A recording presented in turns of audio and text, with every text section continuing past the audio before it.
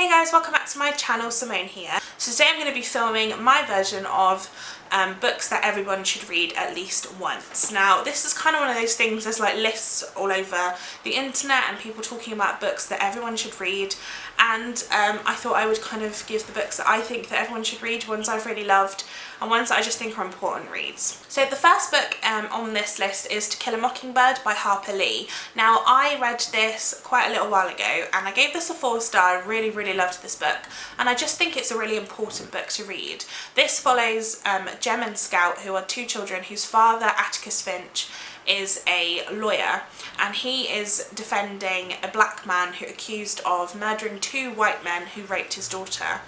And it's about the race stigma and it's about people's reaction in the community. This is set in about the 1950s, I believe, and at that time there was a big negative reaction to people of different races and generally people, black people in general. So this is about Atticus Finch not really caring what other people think and just going on with it anyway. I loved this, like I said, really enjoyed this. I did not like the second book, so I wouldn't recommend you go on to that one, but the first one was amazing, and it's one of those books I think I'll keep revisiting because it just has a really important message to it. The next one is one that I know you all know, and I've talked about this a million times, but I'm still going to include it in this video, and that is Harry Potter and the Philosopher's Stone by J.K. Rowling. I'm actually like extending this to all of the Harry Potter books, but this is the first one and I do love it. I think anybody will love this. I reread this all the time and I try to be kind of, I read it recently and I tried to kind of think separately from the fact that I obviously love this book. This is very nostalgic to me. And I read it and I just thought, even if I hadn't read this as a child, I think I would still love this because there's just nothing, it doesn't come across as a book that really has an age limit. I really feel like this is a book for young children, it's a book for teenagers, it's a book for adults, it's a book for everyone. And I would definitely recommend that you read this if you haven't already. As I said, I know most people have. I also really love the film, so I mean that's a great place to start, but definitely read the books if you can because they're just amazing.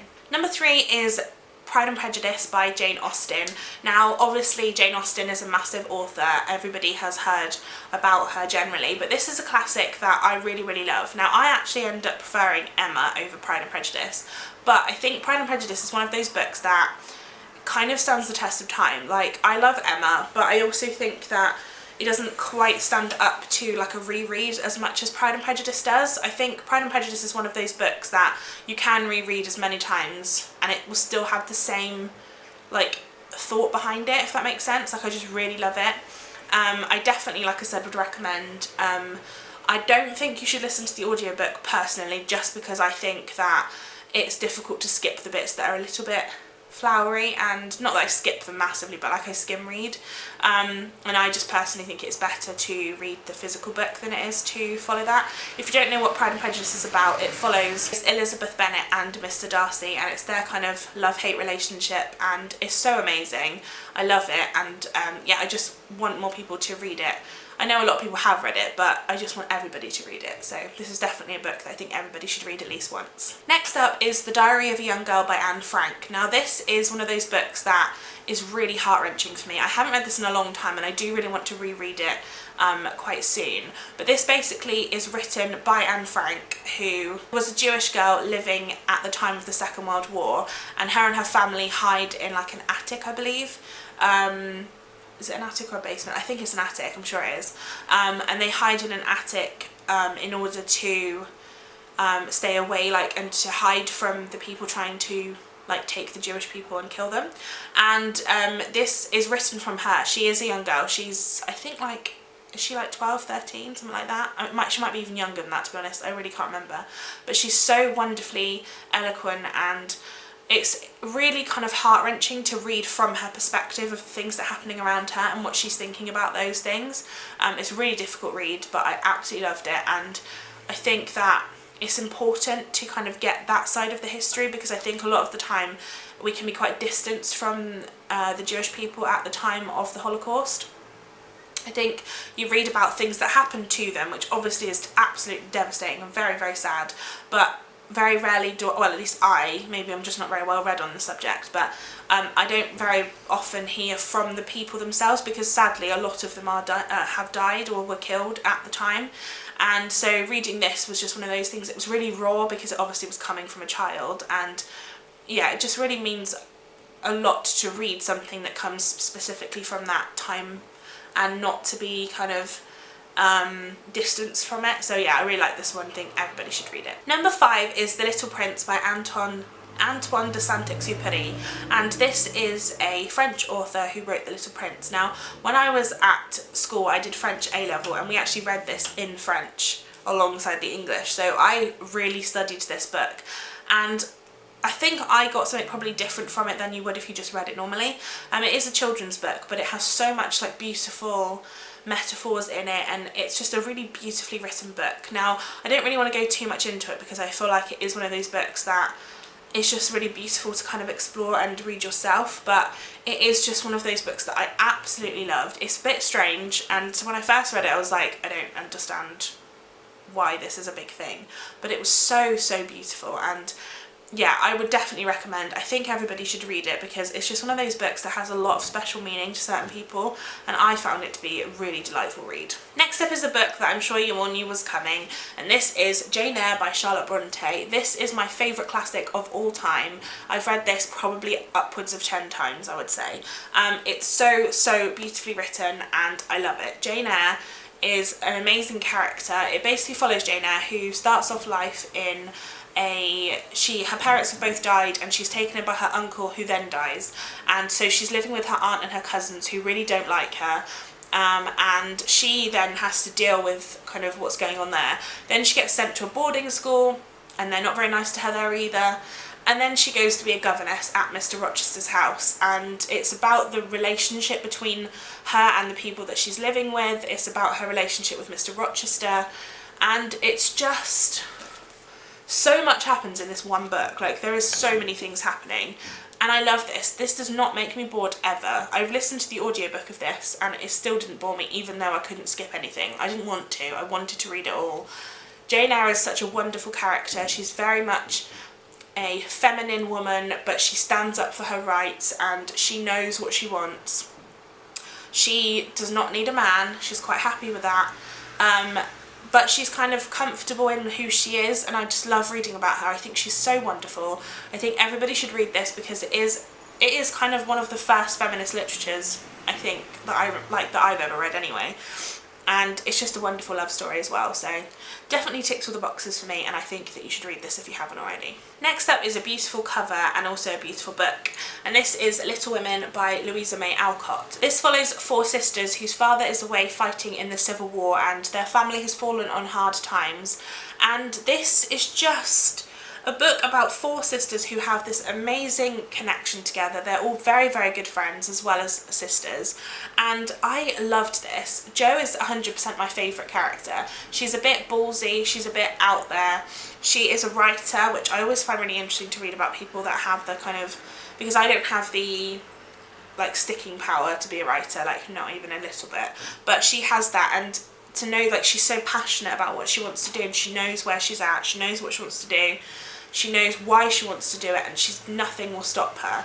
And I find that to be really inspiring. I absolutely love this book. This really just makes me want to like read all of them. I'm pretty sure there's more than one. It's definitely a series. But the characters, Meg, Jo, Beth and Amy, are my favourite people, and I would read this multiple times if I could. I really want to reread this. I've never actually read this copy that I have. I read this when I was much younger, so definitely going to be a reread at some point, but I can't wait for it. Next up is The Hobbit by J.R.R. Tolkien. I was going to recommend The Lord of the Rings, but actually I think The Hobbit is the one that I'm more inclined to like recommend, because I think The Hobbit is a little bit easier to read. The Lord of the Rings is a bit more kind of difficult language.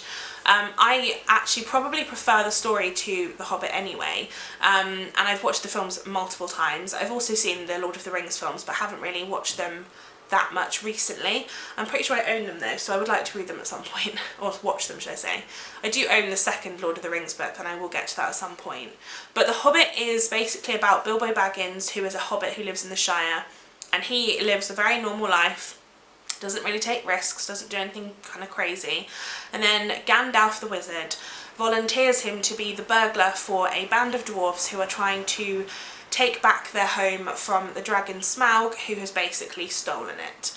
And this book is a massive high fantasy book, it really is, but it doesn't feel like that as you read it because it's not too overwhelming, I don't think. I think that especially if you want to read the Lord of the Rings books, read The Hobbit first, because I think it's kind of like an introduction into the world and it just makes it easier to understand. So like I said, I love The Hobbit.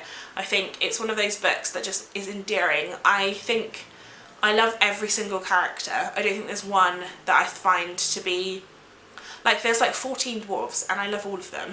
I have like specific feelings about all of them. Like, they don't just merge together for me. I really, really like them. So yeah, very, very good, and I would definitely recommend. Next up, I have The Hunger Games by Suzanne Collins. This is catching fire, the second one, because I can't find my copy of the first one right now. I've just finished reading this at the time of filming this. This book, or this series, I haven't read the last one yet, but I plan on reading that soon. But I think The Hunger Games is one of those dystopian books that just stands above all the rest. I think The Hunger Games, basically The Hunger Games follows districts. There are 12 districts, all ruled by the capital, which is the top one. And from each district there are 2 tributes taken, one male, one female, between the ages of 12 and 18 every single year, and they have to fight to the death in the Hunger Games, which is like a big arena where these 24 people have to essentially kill each other, and the one person who wins is the victor. And this follows Katniss, who volunteers in place of her sister, who is much younger than her, who gets picked, and she then has to fight in the Hunger Games. And I just love this. Like, there is a love story in it. I personally don't love who the main character ends up with. I just don't like that, but I still don't think it takes away from the plot of the story. It's really, really interesting. I absolutely adore it. I loved this second book when I read it, and yeah, 100% recommend it. And finally, a massive, massive book. I'm going to recommend Les Miserables by Victor Hugo, because I think everybody should read this at least once, just because you feel very accomplished when you finish it. This book is, let me just find it, 1,230 pages long. And I read it all, and I'm very proud of myself for that. This is a very long book, and it is kind of all over the place. There is a lot of kind of excess information that probably doesn't need to be in here. But this was written in the 1800s, and I mean, good on the guy for writing it, because it is amazing. And I probably will reread it at some point in my life, but not yet at all. If you have seen the motion picture of this book, it is amazing. I loved the film. I really like the musical elements to it. I still just think that the book is better, just because it's so much in it. There are, like I said, he does go on a bit of a tangent at times. Like I think there's like a whole chapter about the sewage system. And yeah, even still, this is amazing. This follows Jean Valjean, who is an ex-convict who spent 19 years in prison for stealing a loaf of bread. And then he gets out, and he basically meets Fantine, who is a woman who's trying to rescue her daughter Cosette because she had to give her away while she was kind of trying to earn money. And it's about their relationship. It's about so many things. I don't even think I can go into all of them. This is just a wonderful book, and 100% I think you should read this if you haven't already. It's so wonderful. I love it so much, and again, you feel really accomplished when you finish reading it, because this is huge. So that is my 10 books that everyone should read at least once. I really liked filming this. Let me know if you want me to do more, because I have so many books that I think everyone should read, so I would definitely, you know, have more to say. Let me know which books you think everyone should read once, and if you've read any that I recommended, give this video a thumbs up if you enjoyed it, and click the notification bell to get notifications whenever I upload, and I'll see you in my next video. Bye guys!